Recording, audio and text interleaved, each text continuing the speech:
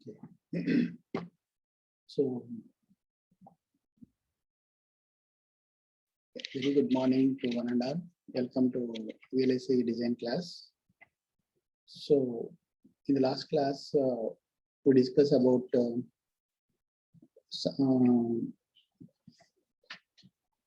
different wiring capacitance and also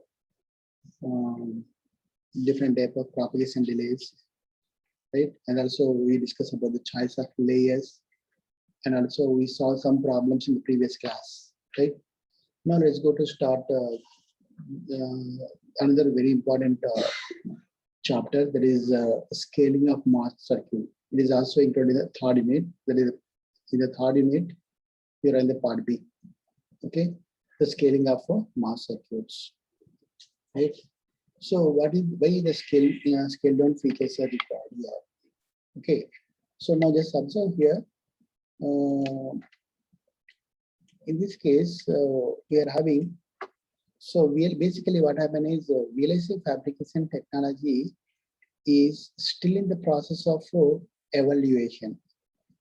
Okay, still in the process of evaluation, which is leading to smaller line width and feature sizes. Okay, smaller line width and feature size, and because of this smaller line width and feature size, what happened? The higher packing density will be we are having a higher packing density in the circuitry of the chip. Okay, so higher packing density of the circuitry of the chip. Okay, on the chip. So these are the main advantage. That means because of a fabrication technology, VLSI fabrication technology, which leads to smaller line width and also feature sizes. Because of this feature size, smaller line width and smaller feature size, so we are going to increase the packing density of the chip. In this case, packing density of the circuitry on the chip. Okay, that is the main important thing in this case. So what happened now in this case? The scaling down means what here? What is the meaning of scaling down features? So we know that as the technology goes on increases,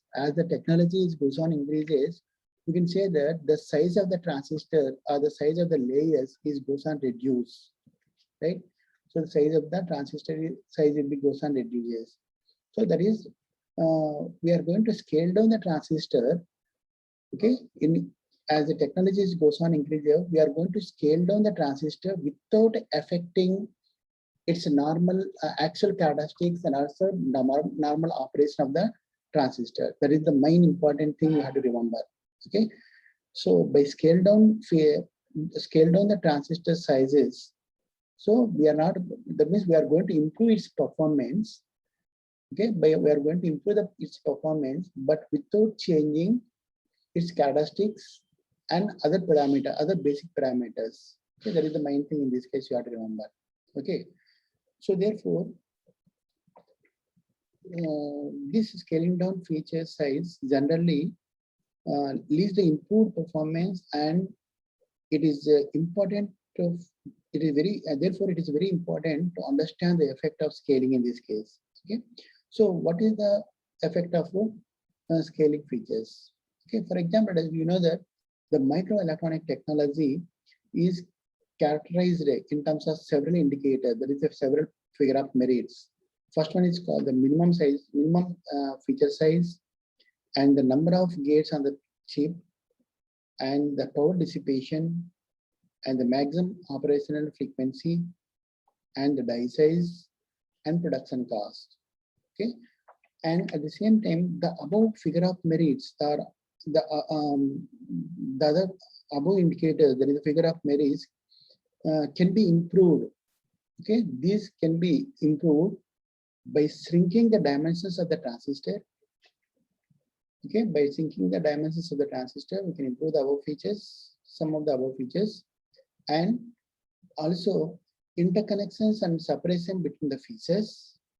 Okay, interconnection and separation between the features, and adjusting the doping levels and supply voltages. Okay, adjusting the doping levels and supply voltages. Okay, these are the features that is we are going to improve by feature down, that is by scale down the features of the transistor. Now, what are the what are the models, scaling models and scaling factors we are going to use here? So basically in a VLSI, we are going to use three basic models. Okay, we are going to use three basic models. Okay, we'll discuss now. Okay, so here just remember the scaling models and scaling factors. Okay, first of all, we are going to consider scaling models and scaling factors. The most commonly used scaling models are the constant electric field scaling. Okay, first one is known as constant electric field scaling, and second one is known as constant voltage scaling.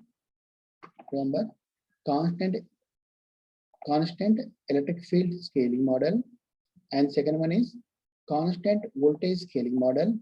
And now presently we are going to use the combined voltage and dimension scaling model. Okay, combined voltage and dimension scaling model. These are the scaling models we are going to prescribe. Okay, we are going to use in the nowadays. So actually, basically, we are going to use constant electric field scaling model and constant voltage scaling model is basically two. Now presently we are going to combine voltage and dimension scaling models. It is also known as lateral scaling.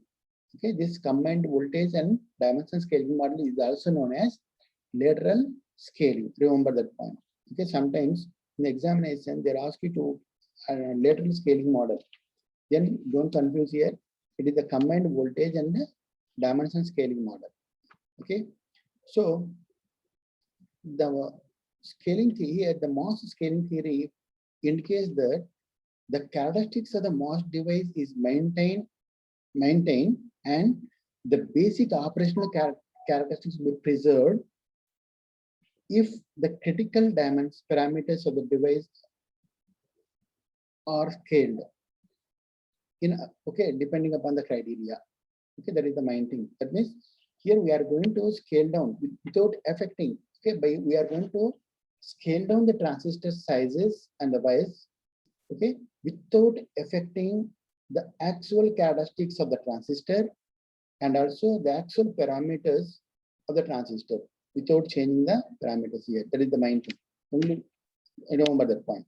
Okay, so now, so what are the different models now in this case? But which factors will be going to change in this case? Okay, so now just observe here. So in the scaling models, okay, in order to accommodate all these models, there are two scaling factors. Okay, in order to accommodate all these three models, that is the constant voltage scaling model, constant electric field, constant electric field scaling model, and also the combined voltage and dimension scaling model, we are going to use two scaling factors. Okay, we are going to use two scaling factors. The first one is known as 1 by alpha. Okay, first one is known as 1 by alpha, and the scaling factor is 1 by beta.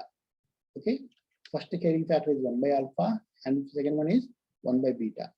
Okay, and 1 by beta is chosen for the scaling factor for the supply voltage and the oxide thickness. Remember that point. Okay, so this one. Okay, 1 by beta is chosen as a scaling factor for the supply voltage VDD and the oxide thickness D. Okay, whenever you can get the supply voltage VDD or VGS or VGS, get VDS. Okay, voltages. What are the voltages we are getting? We are going to scale down that voltages by 1 by beta, and similarly, whenever you are having the gate oxide thickness, okay, we are going to scale down by 1 by beta. Okay, that is like this. We are going to scale down by beta, 1 by beta, and also 1 by alpha is used for all other linear dimensions. Okay, 1 by alpha is used for all the linear dimensions, both vertical and horizontal the chip surface. Okay, for example, just see, this is the structure of the transistor. Okay, this is the structure of the transistor. So in this case, so horizontal and vertical means as this is the thickness of the polysilicon layer, and this is the width of the channel. Okay, this is the width of the channel, and this is the horizontal line. There is a horizontal length of the channel. So like this. Okay, all these are scaled down by 1 by alpha. Okay, scaled down by alpha. There is 1 by alpha here. Similarly, thickness. This is the oxide thickness. Okay, this thickness is scaled down by 1 by beta.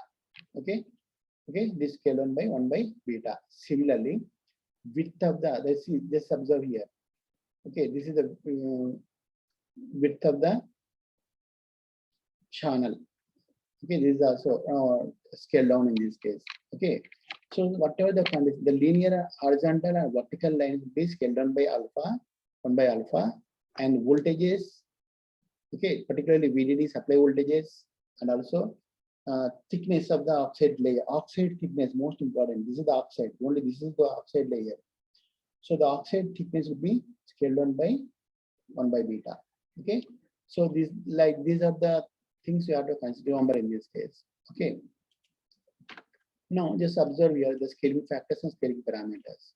So that is the main thing. Remember, we are having two scaling factors, 1 by alpha, another is 1 by beta, and so 1 by beta can be chosen for the scaling factor for the supply voltage VDD and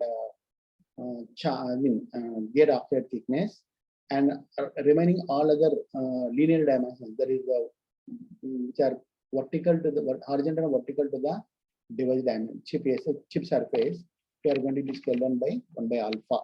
Okay, and for the constant field model, now just observe these are the 1 by beta and 1 by alpha is we are going to use because the main important we are having three models in this case. Among these, two are the most important.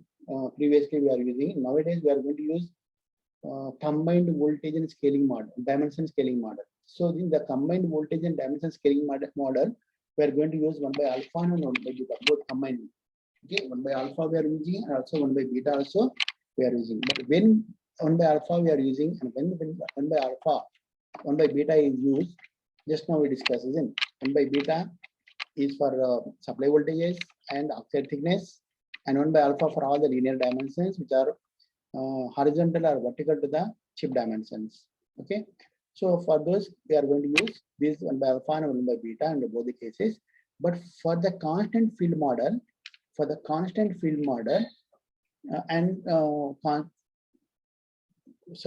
field model, we are going to use beta is equal to alpha. Okay, remember that point. For constant field model, we are going to use, wherever you are using beta in the voltage and dimension scaling model, wherever you are using beta, just replace it by beta is replaced by alpha. Beta is replaced by alpha, then you will get the scaling factor for the parameters in the constant field model. Similarly, in the constant voltage model, we are going to substitute beta is equal to 1. Okay, we are going to substitute beta is equal to 1. We are not going to change the alpha. Only beta is, wherever you are having beta, you place it to 1. Then it will become constant voltage model. Okay. Now we are going to concentrate on combined voltage and dimension scaling model. So now let's go for the scaling factors for device dimensions or device parameters. Okay. So what are the different device parameters we are having? Approximately we are having number of parameters we are having. Among these, only 16 parameters we have to consider here. The first one is known as the gate area. Okay, gate area. This is one parameter. Okay, device parameter. What is the gate area? Okay, so the gate area is AZ. We are going to represent A suffix Z, and we know that gate area is nothing but length of the channel and the width of the channel. So there is AG is equal to length and width of the channel. Okay, this is L into W is called area.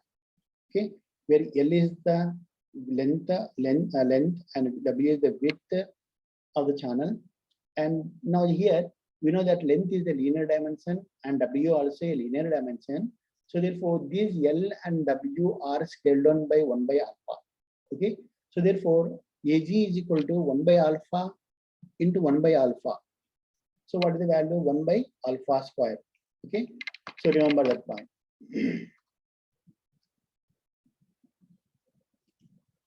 Okay, 1 by alpha into 1 by alpha is equal to 1 by alpha square.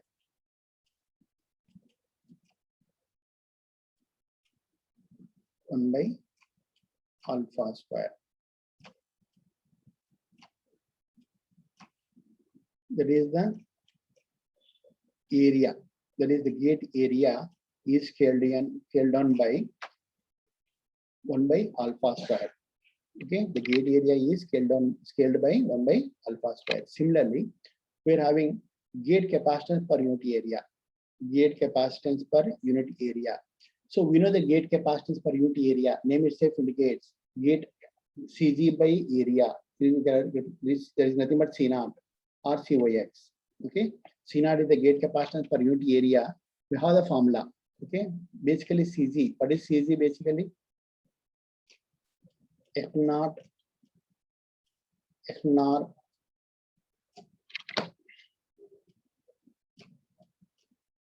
that is the INS, you can say, and area means W into L. Okay, we can take it directly area by thickness of the oxide layer, right? This is the CG. If you take area here, it becomes, we can remove this one. Okay, then what will we get now?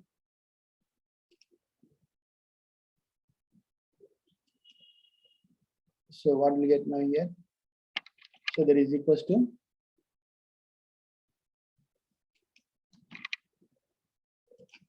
so this is nothing but C naught. C naught is equal to CG by area, that is F naught epsilon IN by D. Okay, this total can be considered as epsilon. Okay, that is epsilon is equal to epsilon. We are given epsilon AX. This is nothing but in this case epsilon by D. Okay, C naught is equal to epsilon by D. Remember that point, right? So therefore, so what we get now here? Epsilon by D. C naught is equal to epsilon by D, right? Epsilon by D. So just to remember this point here. So epsilon by D. Now what is epsilon? Is that some constant? No need to reduce the dimension of this one. But D, 1 by D. So this can be scaled down by thickness of the oxide layer by 1 by beta. So 1 by this can be written as 1 by D, that is equals to 1 by beta. 1 by beta. That is nothing but beta. Okay. C naught is equal to 1 by beta. That is equals to beta here. Okay. So that means gate capacitance per unit area, that is C naught or CYX, can be scaled by beta. Okay. So that remember that point. So next one is you can go for the gate capacitance. So already just now we discussed about gate capacitance. Gate capacitance is nothing but gate oxide capacitance multiplied by area. Okay. That is gate capacitance per unit area multiplied by area, you get gate capacitance. So therefore, C naught, already we calculated the value of C naught into L into W, right? So just substituting C naught is equal to beta and L is equal to 1 by alpha, W is also 1 by alpha. So what will get? Beta by alpha square. Okay, beta by alpha square. So gate capacitance is scaled by beta by alpha square. Remember this point. Okay. So similarly, another parameter that is called parasitic capacitance. So parasitic capacitance, basically capacitance is proportional to, what is the capacitance? Basically epsilon A by D. Okay. So the capacitance in the parallel plate capacitance will be this. The parasitic, we have different layers. There exists a parallel plate capacitance that is proportional to area by width. Okay, thickness. Okay, so area by W. Assume that you are having the parallel plate capacitor like this. Okay, this is the parallel plate capacitor. This is one conductor, this is conductor. This is the separation between the two plates. Let's take D. Okay, this is the separation between the two plates. Okay, and this is the area of the plate is A. So that means the capacitance exists inside. Capacitance of this capacitor is proportional to area by D. So the area proportionality constant is known as the permittivity. So therefore, Cx is proportional to area divided by D, where A is by D. A is area nothing but the linear dimensions, that W into L you can say. So area is always represented by 1 by alpha square. Okay, already we calculated the previous topic, right? So therefore, and D, what is the D? It is also scaled down by linear dimension. It is also scaled down by 1 by alpha. Okay, scaled down by 1 by alpha. So therefore, what is the value now? Area is equals to 1 by alpha square into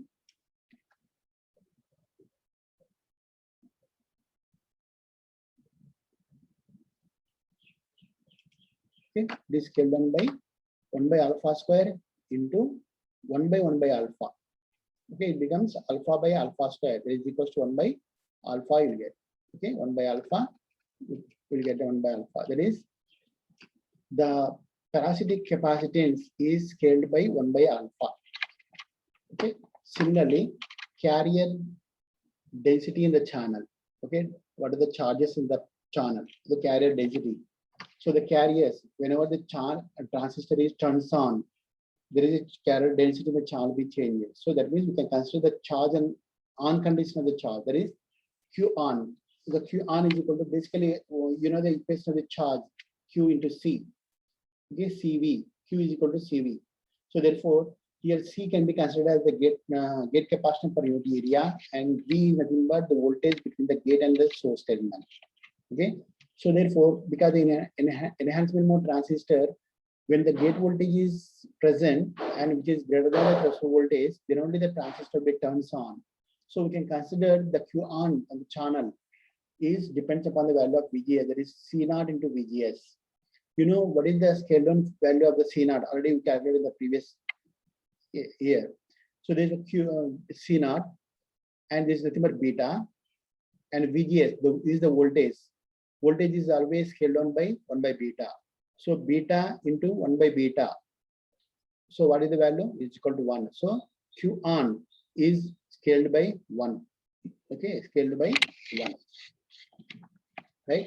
So remember that one, another. And the next one is the channel resistance R on. Okay, channel resistance R on. So these parameters are very important from the examination point of view. So remember that point. Remember the equations and what are the scaling factors and how to calculate the scale down the values here. So channel resistance R on is equals to, okay, channel resistance R on is equals to the formula all L by W 1 by Q on into mu. Okay, we remember this formula. So we can get it from current by voltage equations. We can reduce the voltage, we will get the equation here. So R on is equal to L by W 1 by Q on into mu mobility. Okay, so this formula, you remember this formula where mu is the mobility of the carriers in the channel, and this mobility will be always considered the constant. So for the constant, we are not going to scale down the value. It is always constant. That's why it is called constant. Okay, no need to scale down. So only we have to scale down L, W, and Q on. So L and W, 1 by alpha and 1 by alpha. So what is the 1 by alpha into 1 by 1 by alpha? Sorry, 1 by, okay, 1 by alpha divided by 1 by 1 by alpha. That is alpha square into 1 by Q. Q on can be scaled down by 1. So what is the value? Alpha by alpha is equals to 1. Right? It is equals to 1. So therefore, the channel resistance R on is equals to 1. Q on is also equals to 1. Remember, scale down feature. And similarly, gate delay. TD is equal to proportional to R on into CG. Okay, TD is proportional to R on into CG. Okay, we are having time delay. This is the time constant. Okay, delay is proportional to time constant Ron into Cz. So Ron into Cz, already we calculate the value of Ron is equal to 1, and Cz. Okay, what is the value of Cz? Gate capacitance beta by alpha square. So this TD is scaled down by beta by alpha square. Okay, so that is about. Similarly, the maximum operating frequency F naught. So the F naught is nothing but 1 by delay, 1 by TD. So we can substitute this either this equation or 1 by TD. Okay, that is alpha square by beta. Okay, so F naught can be scaled down by alpha square by beta. Similarly, the saturation current IDSS. Okay, the saturation current IDSS is equals to, we have the formula saturation current. Okay, in terms of C naught mu by 2, that is beta by 2 VGS minus VT whole square. We have the formula, and in this case we find the value of IDS in terms of C naught. So this is the equation, and you know that the scale down value of the C naught WL. So we can get the value directly, scale down all these values. So we get it equal to 1 by beta. Similarly, current density J. You know the current density is equal to current per unit area. That is IDSS by area. So IDS is current divided by A. So IDS is 1 by beta by area 1 by alpha square. So it becomes alpha square by beta. Okay. Similarly, switching energy per gate, EG. It is energy is equal to half CV square formula. Okay, half CV square, where C is the gate capacitance and V is the voltage VDD. So we can substitute scale down values here. Beta by alpha square for CZ, 1 by beta square for VDD. So we'll get 1 by alpha square beta square. Similarly, power dissipation per gate. So you're having two power dissipations here, the static power dissipation and dynamic power dissipation. Static power dissipation is equal to VD square, V by R, okay, VD square by Rn, and dynamic power dissipation is equal to EG into F naught. Remember these formulas. Substituting, you'll get PG, substituting all these values, you get PG, that is the power dissipation per gate is 1 by alpha beta square. Okay. Similarly, power dissipation per unit area. Okay, you'll get the value. So same method, you can get the power per unit area, substitute the value here, and this value will be,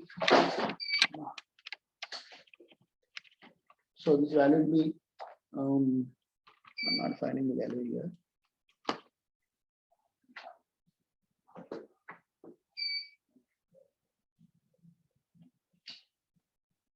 So the power dissipation per unit area is equals to PG by AG. Okay, PG by AG, you substitute the values, you'll get the answer here. Okay, so this is the PG alpha square by beta square. Similarly, power speed product. Speed product is always equals to PG into TD, delay product in this case, power speed product. So substitute the values, you'll get 1 by alpha square and beta square. These are the scale down features, is very, very important. So we'll discuss in next class. Okay, I'm going to stop the screen because the power supply is gone.